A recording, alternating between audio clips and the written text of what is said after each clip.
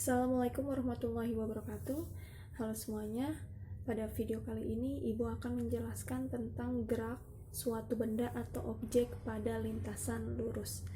Gerak lurus itu terdapat dua macam, yaitu GLB dan GLBB. Apa sih itu GLB dan GLBB? Baiklah. GLB merupakan gerak lurus beraturan, di mana gerak sebuah objek pada lintasan lurus dengan kecepatan tetap. Jadi kecepatannya itu konstan. Misalnya Ibu berangkat menuju pasar dengan kecepatan 5 km per jam. Nah, terus kecepatannya itu 5 km per jam. Nah, ciri-ciri pada GLB yaitu udah pasti ya, lintasannya lurus karena judulnya aja gerak lurus. Kemudian kecepatannya tetap, yaitu tidak berubah.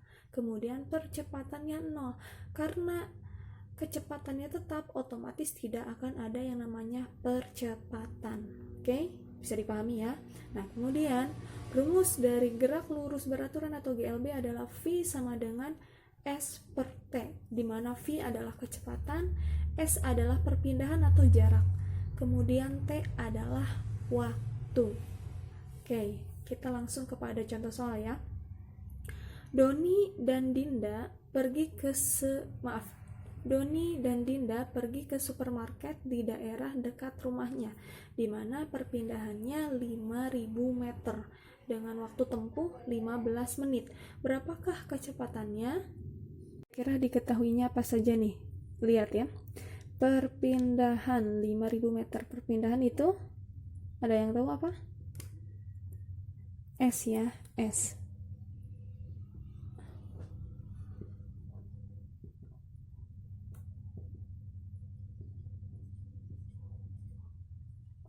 Kemudian waktu tempuh, apa itu? T ya, 15 menit. Nah, tapi pada kenyataannya kita butuh dalam bentuk sekon. Sekon itu adalah detik. Jadi 1 menit berapa detik? 60 ya. Nah, kita kalikan 60. Jadi berapa? 15, 6, 900 ya, 900 sekon atau detik. Oke, yang ditanyakan apa? Kecepatan, yaitu V ya.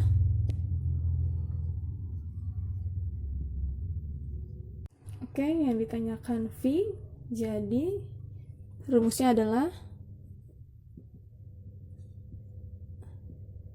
dimana V 5.000 bagi 900, jadi V berapa? Oke, 5,56 meter per sekon. Baiklah, yang selanjutnya adalah tentang GLBB atau gerak lurus berubah beraturan. Merupakan gerak sebuah objek pada lintasan lurus dengan percepatan atau perlambatan tetap. Maksudnya seperti apa? Nah, gerak lurus berubah beraturan artinya ada yang berubah apa? Yaitu kecepatannya berubah dan percepatan atau perlambatannya tetap. Contohnya ketika kita menaiki kendaraan bermotor, kita memiliki kecepatan 60 km per jam.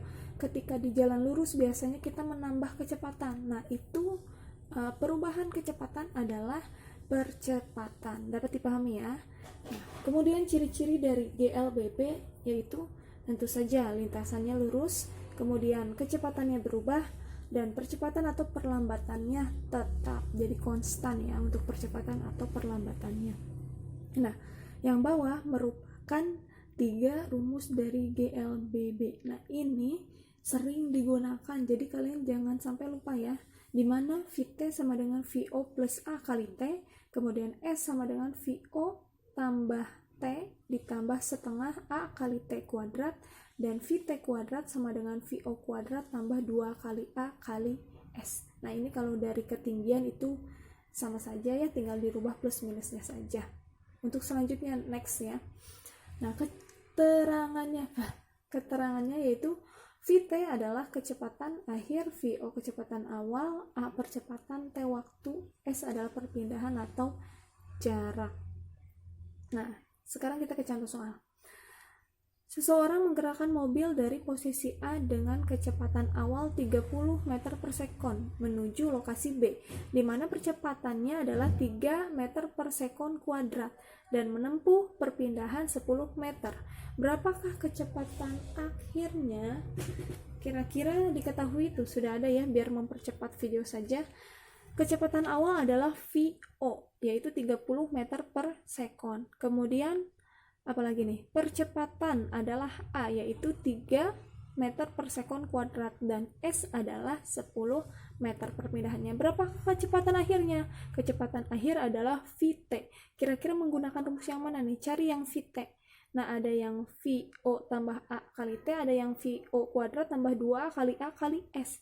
Kita ada yang diketahui waktu? Tidak ya, yang diketahui adalah perpindahan. Jadi kita menggunakan rumus yang bawah.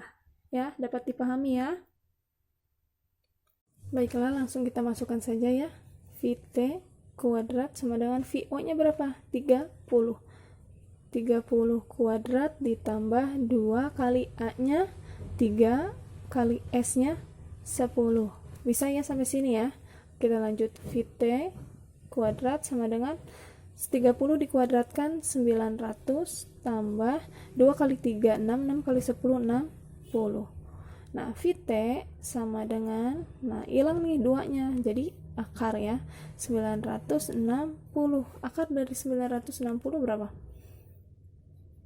VT sama dengan 3, kita hitung dulu ya, 30,98 meter per sekon.